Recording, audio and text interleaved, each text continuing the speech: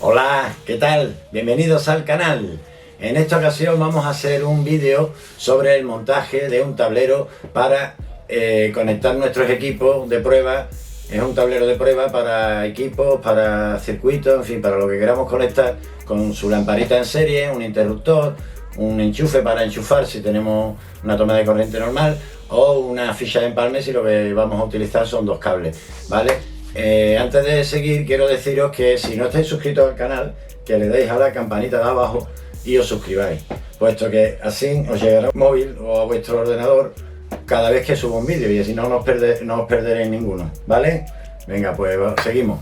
Lo que estaba diciendo es que vamos a hacer lo que es el brico del montaje y además después vamos a explicar el por qué se utiliza, cómo funciona y por qué funciona, porque yo he visto por ahí muchos tutos de cómo me hago un tablero, esto, lo otro, pero en verdad después no explican el por qué se utiliza y cómo se utiliza y para qué, ¿vale? Porque supongo que habrá gente que no lo sabrá.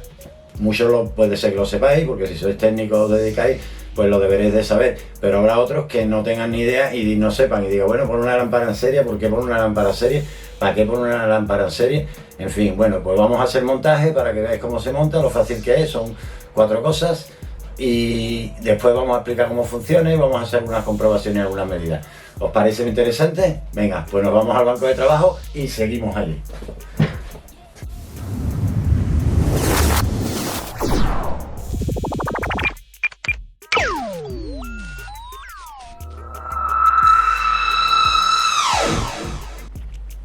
Bueno, pues lo que vamos a necesitar va a ser un portalámpara para poderlo montar, un tablero. Yo en este caso voy a utilizar este tablero, estos son retales que tengo yo ahí, que bueno, que los puedo ir aprovechando. Vamos a necesitar una toma de corriente tipo chuco, o si no tenéis chuco, cualquier enchufe de superficie, esto también es de superficie, un interruptor de cualquier tipo, yo tengo este, son piezas, cosas que tenía por ahí, y una fichita de empalme, un poquito de...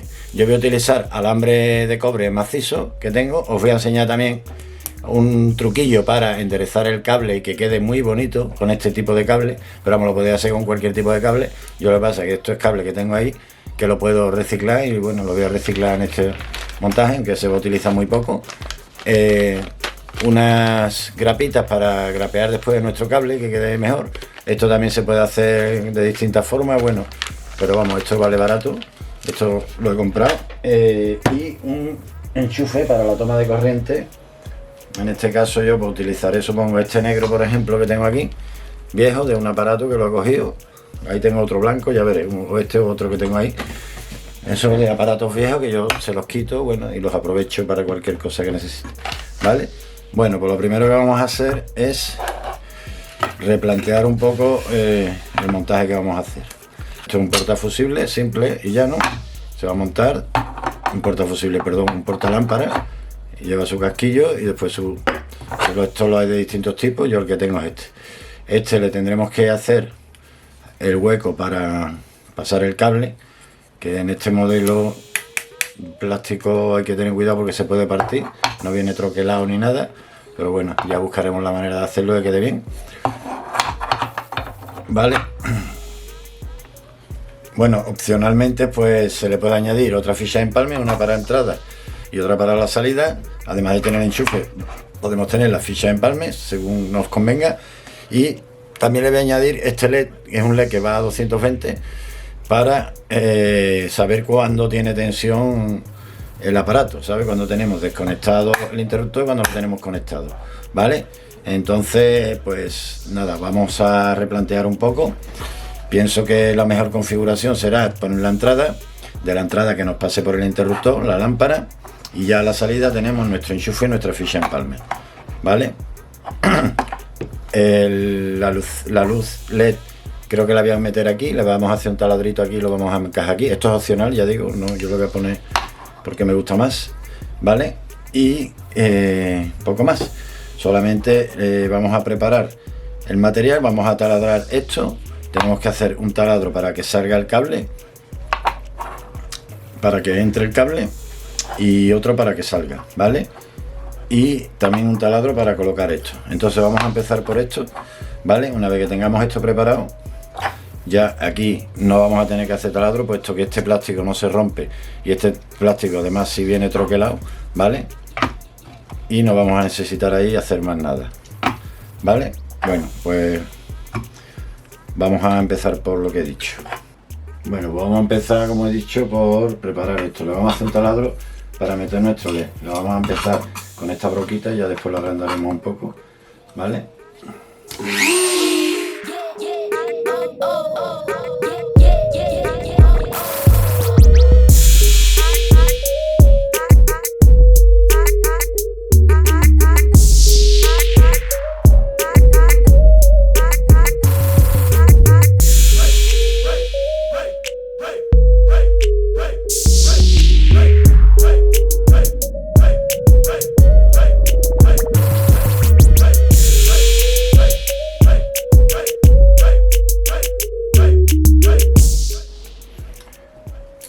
Bueno, pues ya hemos hecho los dos huequecitos para que pasen 3 cables, porque al fin y al cabo vamos a tener que pasar los 3 cables. Bueno, eso ya por ahí lo tenemos hecho.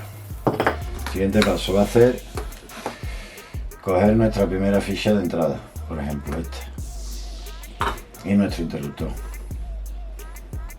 Pero antes de eso vamos a preparar el cable que vamos a usar. Bueno, no, vamos a ponerlo ya.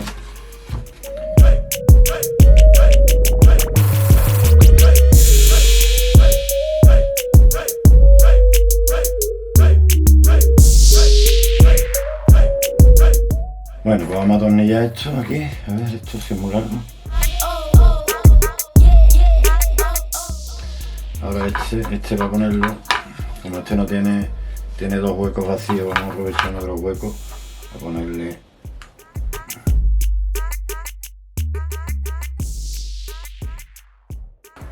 Lo vamos a poner y lo vamos a quitar porque tenemos que poner los cables primero. Vale, porque el cable va atornillado desde abajo, entonces tenemos que poner primero el cable. Vale, este no hay problema. Este lo podemos atornillar ya.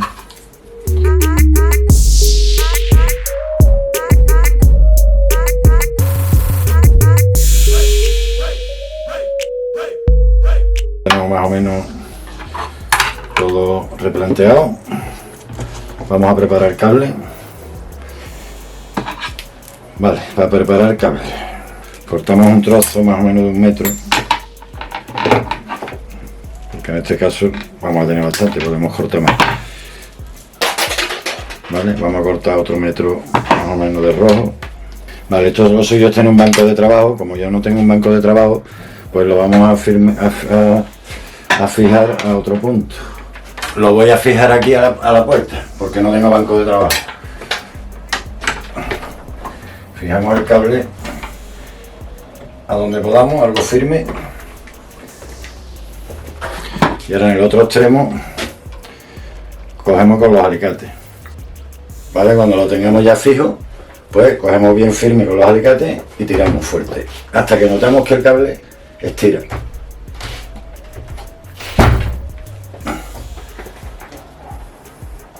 Se ha roto la funda, normal, le podemos estirar un poco más. Dependiendo del grosor del cable podremos estirar más o menos. Vale, y ya podéis ver que tenemos un cable completamente recto, sin ninguna curvatura de ningún tipo. Aquí podéis ver el cable que está completamente recto. Eso con uno, y ahora con el otro hacemos lo mismo.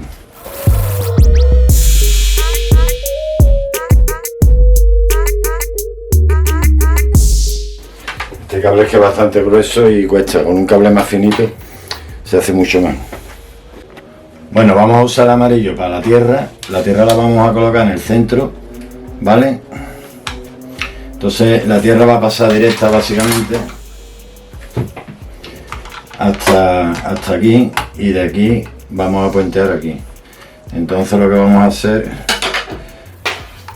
ahora vamos a desconectar este, vamos a quitarlo, vamos a abrir un hueco aquí y otro hueco aquí, para después pasar para acá, y no tenemos que pasar tanto cableado, aunque se puede hacer todo por el mismo hueco también, y eso es cuestión de cada uno, como lo quiera hacer. Este cable, como ya digo, es demasiado gordo y cuesta mucho trabajo manejarlo. Un cable más fino es mucho más maleable.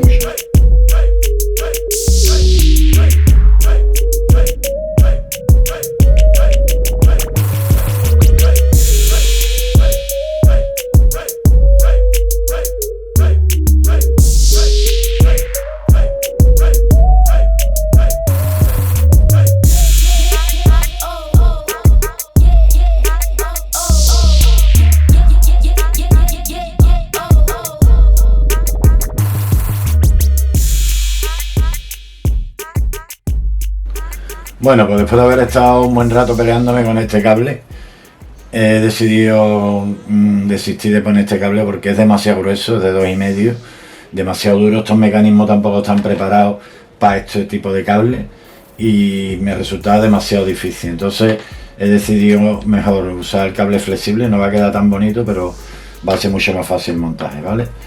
Y tampoco necesitamos por fuerza que quede. Yo era por dejarlo un poquito más bonito. Si hubiera sido un cable de 1 milímetro, de 1,5 quizás, pues sí, más maleable, pero ese cable es demasiado rígido, ¿vale? Vamos a empezar por conectar nuestro interruptor.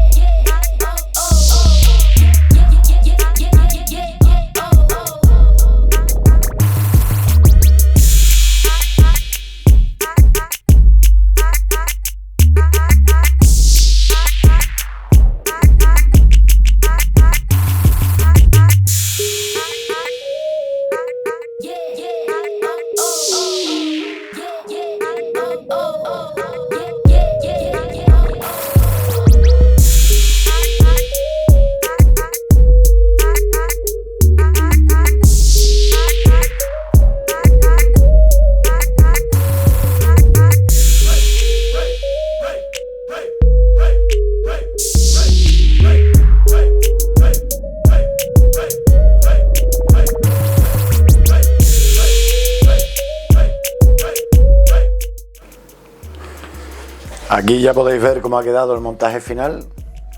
Aquí tenemos nuestra entrada de corriente, interruptor, la bombilla, un enchufe para conectar un enchufe directamente, o si queremos podemos usar también nuestra toma en la borna. Ahora lo vamos a probar, ¿vale? Para ello lo vamos a conectar a la red, ¿vale? Y vamos a utilizar nuestro polímetro, que lo tenemos aquí, ¿vale? Primero lo vamos a utilizar en voltaje. Vamos a ver el voltaje que tenemos. Para ello lo colocamos en alterna. Ahora está apagado, como veis, el LED que le hemos colocado, un LED verde aquí. Cuando encendemos, pues se nos enciende. Y así sabemos siempre si lo tenemos alimentado. O sea, lo podemos tener conectado, pero con el interruptor abierto, ¿vale? Cuando yo meto corriente aquí, pongo un voltaje y mido entre neutro y fase. Y como podéis ver, pues tengo mis 220 voltios, ¿vale? No se enciende la lámpara, como veis, puesto que el tester prácticamente es un circuito abierto, no tiene un consumo, no tiene consumo ninguno, entonces pues la lámpara no se enciende. En el momento que nosotros conectáramos aquí algo que tuviera un consumo cuanto más elevado, más se nos encendería, hasta el punto que si ponemos un cortocircuito, por ejemplo, lo vamos a poner para medir amperios. Vamos a conectar, lo vamos a poner en amperios alterna, en 10 amperios. Bueno, esto no va a consumir ni tanto ni mucho menos. Y vamos a desconectar, vamos a meter nuestras puntas de prueba. Siempre tened mucho cuidado cuando utilicéis el tester y cambiáis la lectura de voltios a amperios. Normalmente la mayoría de los voltímetros tenemos que cambiar la borna roja. El común se queda. ¿Y por qué? Porque si medimos en voltios aquí, pues lo que hacemos es que nos cargamos el polímetro, o como mínimo nos cargamos el fusible que lleva.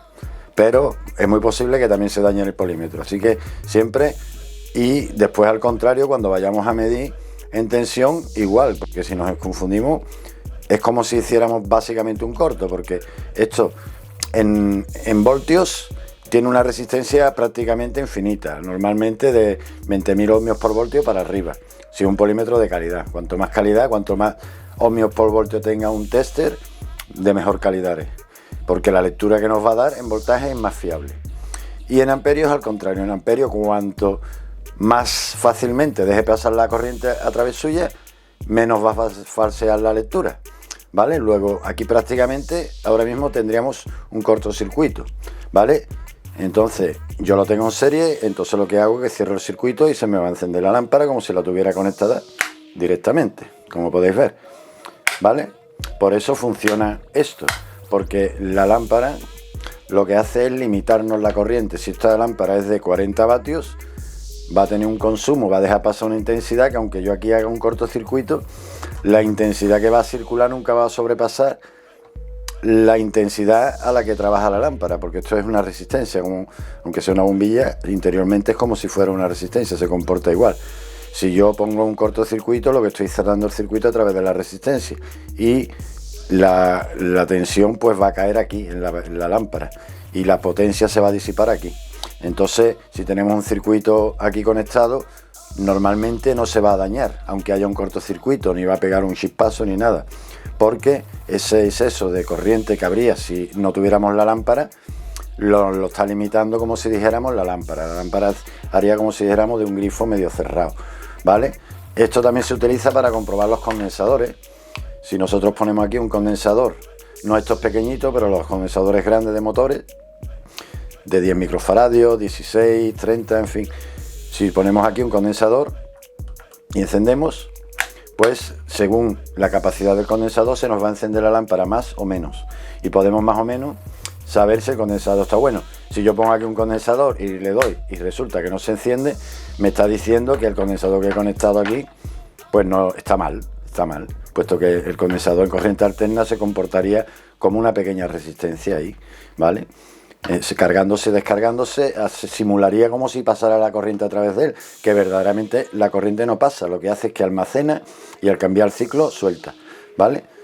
Entonces esto, dependiendo de la capacidad del condensador que vayamos a poner, pues también tendríamos que poner una lámpara adecuada. Por ejemplo, esta de 40 vatios, pues para condensadores de entre 15 y 30 miliamperios creo que vale, incluso más, ¿sabes? Cuanto más se nos encienda, mejor es. Si ponemos un condensador que ya sabemos más o menos la luminosidad que va a tener, que es más o menos la mitad, y vemos una iluminación muy pobre, pues podemos pensar que ya el condensador ese está defectuoso, ¿vale? No es una prueba 100% tal, pero más o menos nos puede orientar un poco, ¿vale?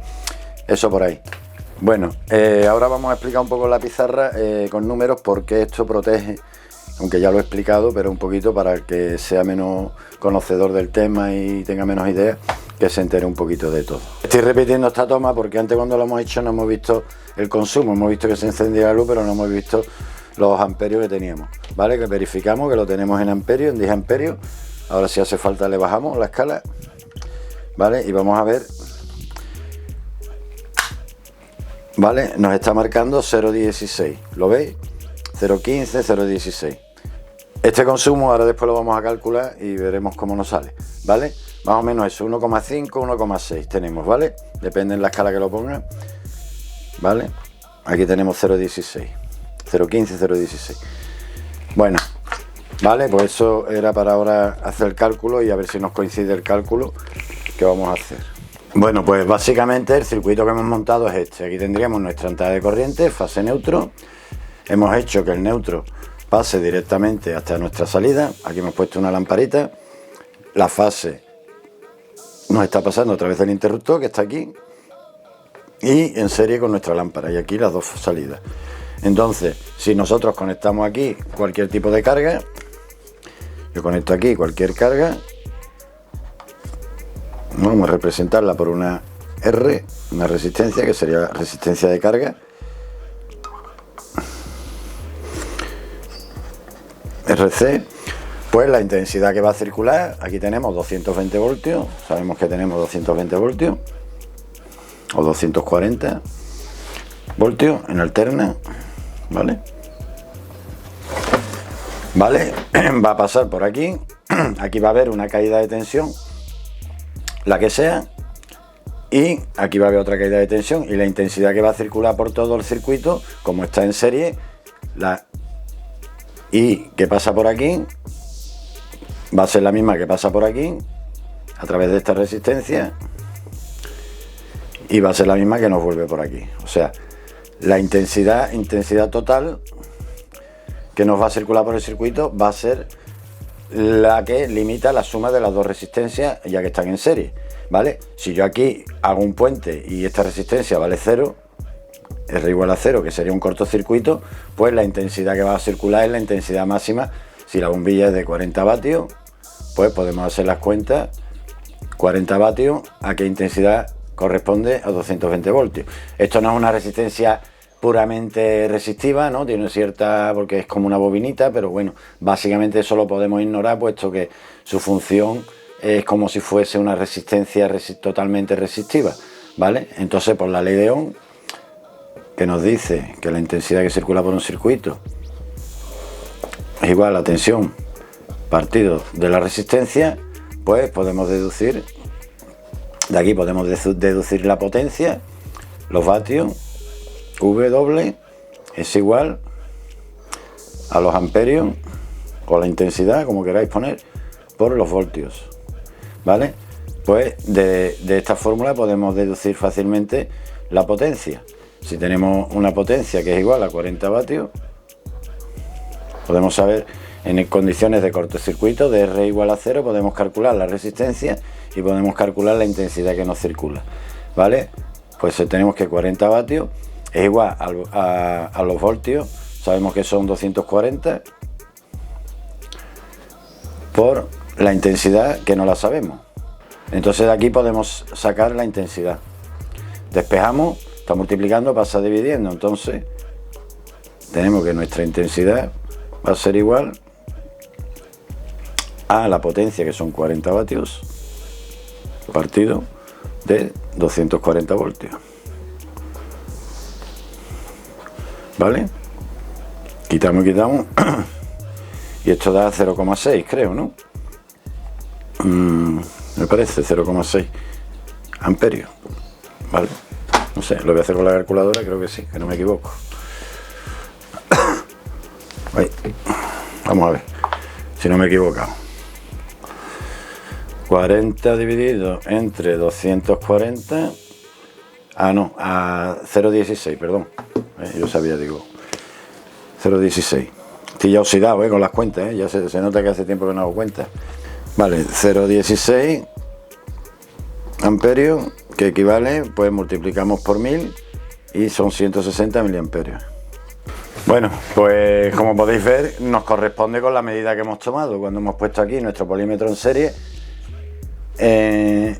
para medir la intensidad, pues nos coincide que son 0,16 amperios, o lo que es lo mismo, 160 miliamperios.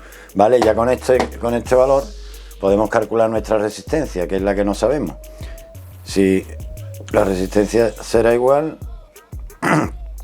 está dividiendo, pasa multiplicando, y la intensidad pasa dividiendo, ¿vale? Entonces será igual a V partido de I, ¿vale? Como tenemos que la tensión son 240 voltios, lo dividimos entre 0,16, lo vamos a poner así para no tener que cambiar. 0,16, quitamos un 0 aquí, y aquí podríamos correrla como un punto, da igual. 240 dividido entre 0,16, pues nos da, vamos a ver,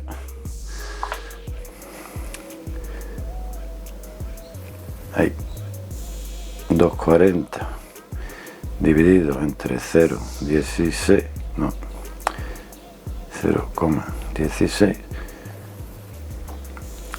nos da 1500 ohmios, podéis ver ahí, vale. Pues ya sabemos que la resistencia que nos mide sería igual a un K5, vale. Un K5 son 1500 ohmios, o 1,5K también podemos poner, un K5, vale. Pues esos son los valores que tenemos, vale. Si aquí ponemos cualquier carga, sea la que sea, pues evidentemente aquí no vamos a tener los 240 voltios, puesto que aquí va a caer una tensión. En este caso cae toda la tensión en la lámpara porque no hay una resistencia, pero si tuviéramos aquí una resistencia, por ejemplo, de otro K5, por ejemplo, de un K5 también, igual, pues tendríamos que la mitad del voltaje caería aquí, aquí tendríamos 120 y aquí tendríamos otros 120 voltios, ¿vale? Más o menos. Y la intensidad sería la mitad también, ¿vale? Puesto que la resistencia total sumaría 3K. Si hacemos la cuenta con una resistencia de 3K y saliendo la tensión, la intensidad que circularía sería igual a 240 partido de 3K, ¿vale? Y sería pues una intensidad que sería la mitad, en vez de 160 miliamperios sería 80 miliamperios. Vamos a hacerla la cuenta. 240 dividido entre 3000. 0,08, ¿vale? Que serían 80 miliamperios. Vale. A 0,08 amperios igual a 80 miliamperios, ¿vale? Vale, pues evidentemente esto nos va a limitar siempre si tenemos aquí una carga que haga que caiga mucha tensión. Normalmente cuanto más grande sea la resistencia esta, más voltaje va a caer aquí. Normalmente aquí siempre vamos a tener una resistencia mucho más grande que esta, pues a no ser que tengamos algún problema. Entonces prácticamente todo el voltaje de los 240 voltios va a caer aquí. Entonces vamos a tener 220, 200 voltios, más o menos, ¿vale? Suficiente para comprobar el circuito que queramos poner a prueba. Además también nos protege en caso de que toquemos un cable o lo que sea, no nos va a meter el mismo latigazo que si nos mete directamente desde la red, ¿vale? Puesto que siempre va a estar atenuado, ¿vale? Y este es el motivo por el que se utiliza este sistema o este tipo de circuito para pruebas de circuitos o de aparatos eléctricos, ¿vale? Bueno, pues en principio esto ha sido todo por este vídeo. Espero que os haya resultado interesante y que, bueno, hayáis aprendido también no solo el cómo se hace un banco de pruebas para trabajar con circuitos o con cualquier tipo de aparato, sino el por qué, cómo funciona y por qué funciona. Vamos, porque yo tenía un profesor que me decía: no, si no estudias no de eso, por muy bueno que seas en tu trabajo, al final no vas a dejar de ser un pelacable, que sí, que sabes a lo mejor soldar, sabes hacer esto, pero no sabes el por qué se hace y cómo, ni nada. Entonces siempre hay que saber, y sobre todo en electrónica es muy importante el saber el porqué de las cosas, de dónde sale esto, por qué se utiliza, porque si tú te tienes que enfrentar a reparar un circuito, pues más o menos tienes que tener una idea de cómo se puede comportar el circuito, las tensiones que pueda haber, las caídas de tensión, en fin, ciertas cosas que no es que tengas que saber diseñar el circuito, sino tienes que saber